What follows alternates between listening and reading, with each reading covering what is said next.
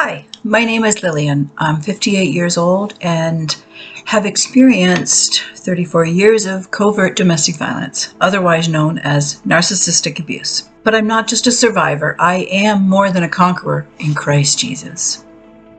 If this is your first time, thanks for stopping in.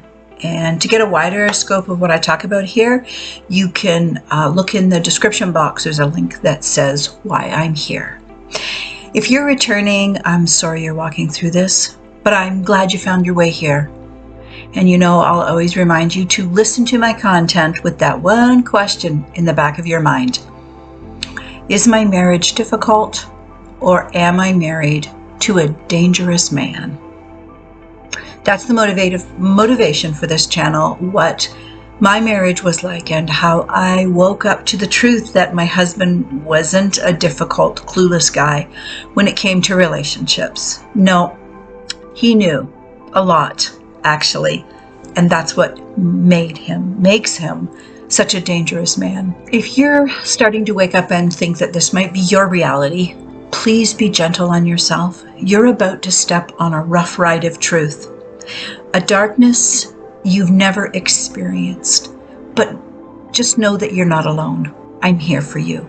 I hope this channel will be a source of awakening, validation, healing, and will show you how God uses a righteous divorce to free you from bondage of narcissistic abuse in your marriage. Always remember, as you're listening, if you start to feel overwhelmed or any kind of weird sensations in your body, like the ground is falling out from underneath you or the walls are closing in, sometimes it feels maybe like you're suffocating. That means your emotions are triggered and they're trying to show you something in your nervous system. Pause the video, pray, and ground yourself. The verses I use to pray are listed in the description box. Grounding is when you cause your nervous system to move from the sympathetic to the parasympathetic so that you can regain emotional homeostasis. When you experience these overwhelming emotions that make you feel like you're going to die, the best option is to press into them and see what they tell you about yourself. Just like physical pain is an indicator that we shouldn't ignore for our physical bodies, fear is an indicator of what's going on inside of our emotions and feelings. We shouldn't ignore them either. But sometimes you can't press into your emotions because of circumstances or different situations you're in. And this is when we have to ground for safety or just for better timing. But I never mean to stuff and ignore them. I don't mean that. So, today's topic is a continuation from part 1. You can find that link in the description box. I wanted to introduce some ideas before I named the tangible patterns that I experienced that might tweak or jar something inside your heart to wake you up, if you're married, to a wolf at heart, not a sheep. I want to open up with 2 quotes. The first one is by Dr. Maya Angelou. When people show you who they are, believe them the first time. And not to throw shade on Dr. Angelou, but this idea originally comes from Jesus. Matthew writes it for us. I can't remember the chapter offhand, but you know how to find it easily enough. You'll know them by their fruits. I think if Jesus said it, it's probably important to help us navigate our lives here. As you listen, try to create a space within yourself to let your emotions surface a little. Don't push them down by analyzing and overthinking at this point. As Jesus healed my brokenheartedness, well, I still have brokenheartedness. He's in the process of healing it. I've learned something really important as a female. I had to learn to swim in what God created me as. That's estrogen. As a female, my greatest healing has come from learning to feel my emotions. Let them talk to me first, and then I analyze. This means you let your gut feel some feels. I know in the introduction I say to be careful, and I do mean that. But learning to think as a girl means learning to swim in a body of emotions and feelings as you make your way in the world. It's our feelings that are the expression of our emotions. Feelings can get the better of us, though, if we've not healed. I know when I started to heal, it was like learning to swim all over again. Learning to live in my healed female emotions was like dipping my toe in unknown water. It's new water. You need to go slowly, inch by inch, until you acclimate. I've mentioned this before a few times, and I'll mention it again, I'm sure, because I strongly believe that my feminine emotional prowess is only as good as the health and wholeness of my heart, soul, and mind. It's knowing who I am in God and embodying His created force of femininity that's my best defense in a world full of evil. So here we go. The first indicator is something I call you feel less, a little less, not a little more. And how do you know you feel less or bad? Here's a hint. You don't feel good, or you feel nothing. You don't feel happy or uplifted or cherished or special or beautiful. You feel mostly sad, mostly pushed down, mostly not cherished, mostly not special, and mostly ugly.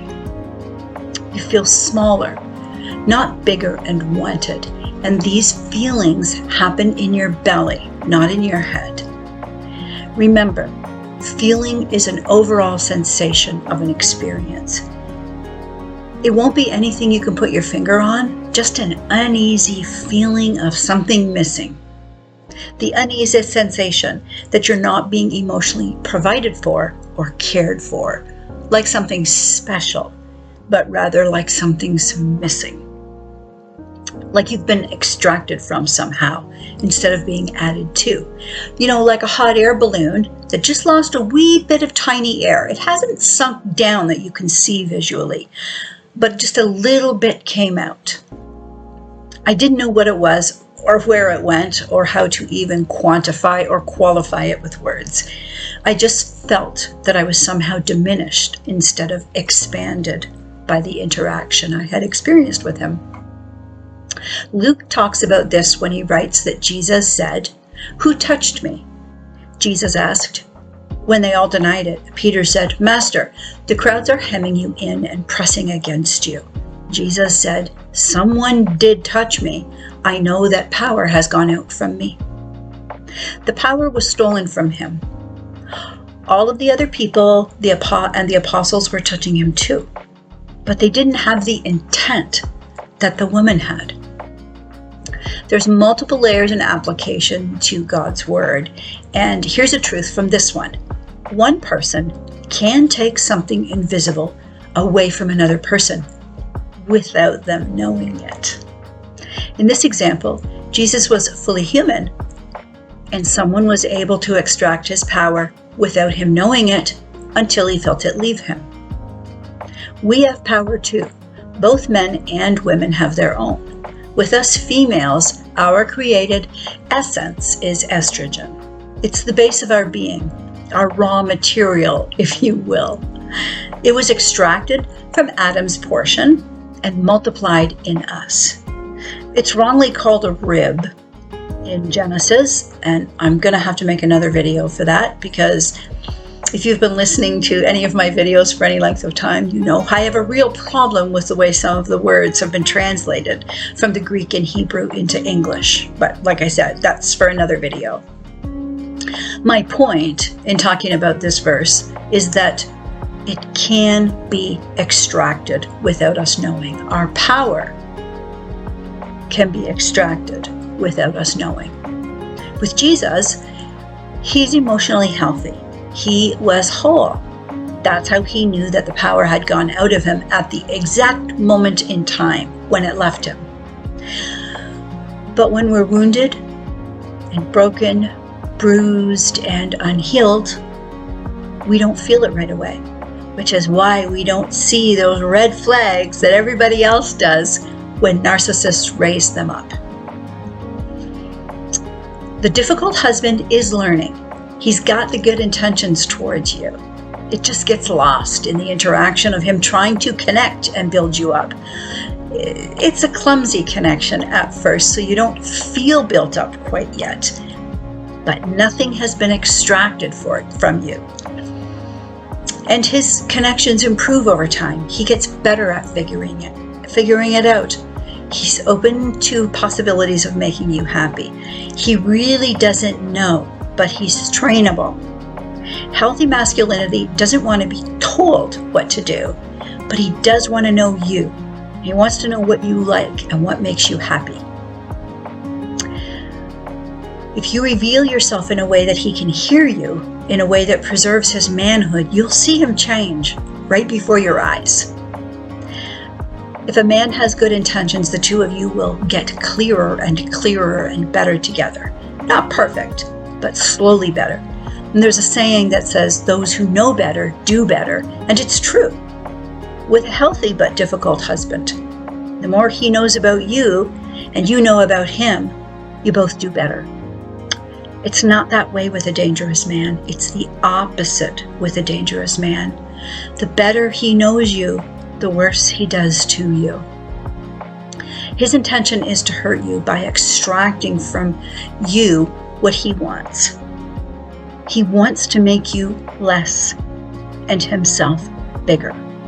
The dangerous man is basically figuring out what your triggers, your emotional weaknesses are, so he can exploit them for himself.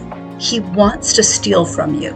He wants to kill and destroy you through dehumanizing. And with a wolf who's disguised himself as a sheep, every act of abuse is done through a strategy to ensure the abuse stays covert. It's called plausible deniability. Overt domestic violence is easy to see because it leaves marks. When we hear the words domestic violence, what generally comes to our mind's eye is a beat-up woman with visible signs on her body, lying in a hospital bed, maybe her leg or arm's in a cast and there's a bandage around her head. But it's not that way with covert domestic violence. You might get a more accurate picture of what it's like to live in when you consider an abusive husband as more like the schoolyard bully. Bullies operate under the wire, out of the purview of the recess monitor, the teachers, the principal, and parents. There is no person to help you. In order for domestic abuse to stay hidden, it takes time to develop a strategy. That strategy, the plausible deniability, is intricately personal because it comes from the target's backstory. A trigger for me has always been my weight, which obviously he knows about, right? One day out of the blue, he said, "I'm always careful to never hug a woman that's smaller than you." Sounds like something he's doing for me, like a compliment. But it didn't feel good. It felt like, wait, what? No, I can't be hearing that right. That's confusing. I thought, are you saying that I'm fat? Or that I'm jealous? Or both? My guts were right. My head was wrong. A dangerous man wants you to ask those questions so you look petty. So he baits you with petty comments that confuse you. And the more you communicate about yourself authentically, the things that bother you, pet peeves, areas you need to grow in, the more ammunition I gave him to make me look petty. Here's a question for you to feel through. Whenever you're in a conflict with your husband that you try to resolve, do you end up feeling petty more often than not? That's how you know you're being made less and not more. I've got lots of triggers from my childhood. My mother and father are both narcissists. My dad was overt, but my mom, which did most of the damage to me, was covert. They were both alcoholics also. I hated the holidays because my mom always did all of this cooking and baking, and she used a lot of cookware and utensils to do it. And that wasn't so bad. It was that she never rinsed or cleaned up anything after she went. And so everything was dirty on top of the dishes we used to eat at the meal. So there was always so many dishes to do, and they were so dirty and hard to clean. It was me and my sister's responsibility to always keep the kitchen clean. So I kind of felt the duty fell on me to say something. I made the mistake of asking her to rinse them when she was done. She gave me this look that was a cross between pain and incredulity, literally like I had punched her. Then, for the next few weeks, she was indignant and put me down for being so ungrateful. Every chance she could, she would weave it into the conversation, no matter who was around. I got her to stop by telling her how great she was and that I should have never asked her.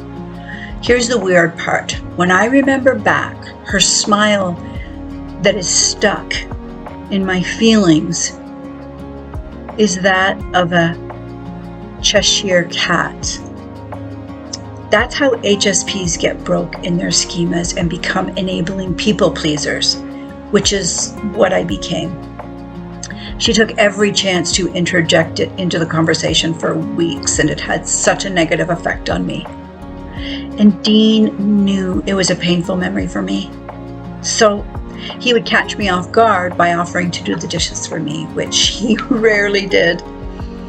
Let me do the dishes for you after dinner, in a loving way. Then, after he was done, he would make an offhanded comment about how every dish in the house was dirty to make a simple dinner. Do you see the triple punch there? His pattern was really hard to trace because it only happened on holidays. He only ever offered on, say, extended long weekends or holidays. He never offered to help with dishes or any housework. He didn't do housework. He had this opinion, although he never stated it. It was something I felt that he was kind of, above housework. So what he did was, part of making it difficult to trace was that a couple weeks before the holidays started, he always got really, really intentional about kindness. This is called love bombing. He would love bomb me in preparation for saying what he said to me after he did the dishes. You can't see it when you're in it, but now, wow, I can see all the patterns so clearly. Early in our marriage, I would bring up the interactions to try and discuss them, explaining, when you do such and such, or when you did this or that. It hurt my feelings. But instead of empathy, like a healthy husband would show, I would get that same look my mom had. Even though I was the one hurt by him, he would look at me in disbelief and pain, like I was the one who hurt him for telling him that he had hurt my feelings. He would say he didn't know how I could say such a thing or think such a thing, how ungrateful I was, how selfish of a wife I was, because most men never offered to do dishes or housework or anything. And this was a big one, talking about his integrity. How could I degrade his integrity by saying that he did something wrong, like hurting my feelings? And remember, this isn't a one-off method of conversation. This was the cycle of every communication we ever had that involved having to resolve a grown-up conflict or work together on a collaboration. There was he could never do anything wrong, think anything wrong, say anything wrong. And if I was ever hurt or felt it and voiced it, it was an attack on him. He had turned it so that he was the victim. The word for this is DARVO, D-A-R-V-O. It stands for deny, attack, reverse victim and offender. DARVO is the strategy that wolves use to hide their covert abuse in plausible deniability. They think they can escape responsibility for their actions and words, but there's a very specific design to Darvo, a blueprint, kind of. And that makes the pattern easy to see if you know how to feel when it's happening to you. Finding this pattern of Darvo in your marriage is a sure sign you're married to a wolf in sheep's clothing. My body knew it before I did. I was beginning to be so exhausted after every weekend. But I really started to hate long weekends and holidays, but I couldn't figure out why. I mean, I know now, but I didn't know then. As our marriage went on, the more tired I got after being around him for long periods of time. So exhausted. But really, when you think about it, even though I was feeling that in my body, I couldn't say, I think it's my husband that's draining me. Even though you feel the pattern. You mean, who would think such a terrible thing? What a terrible wife. Sounds crazy, right? So, the thing that makes you tired from the interchanges and being around him is confusion. Constant confusion. If you live in constant confusion, your body lives in high alert. And the whole time I was around him, I didn't know, but my body was living in high alert. Your beautiful estrogen becomes encased in cortisol because your body knows it's not safe. Cortisol shuts down your emotions and feelings, the primary way a female thinks. Your amygdala has been hijacked. And if you can't feel accurately, you can't analyze rightly. This is what leads to confusion. It's not a conscious choice. It's part of your body's natural mechanisms for safety and protection. It happens on its own. Like goosebumps when you're cold. You can't say to your body, don't get goosebumpy. It just happens naturally. Your amygdala gets hijacked if you're being hunted and chased by a tiger, for example, except you're not. Your mind knows you're not being chased. You're living in your own home, but your body is telling you something different. There is a predator targeting you.